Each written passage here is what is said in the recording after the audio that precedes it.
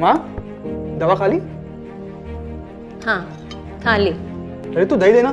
दही तो नहीं है, तुम्हें कहा था लेकर आना। वो भूल गया। माँ, नीचे की दुकान से दही ला दो ना प्लीज। आज बिना दही के खा लो ना।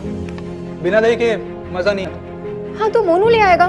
मोनू मोनू कार्टून देख रहा है। कार्टून देख रहा है तो माँ प्लीज।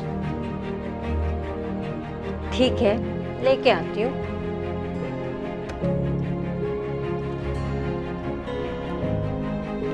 क्या जरूरत थी माँ को भेजने की? इस उम्र में इतना चढ़ना उतरना। डॉक्टर ने कहा है माँ को वॉक करने के लिए। अपने लिए नहीं, मेरे लिए तो कर लेंगे।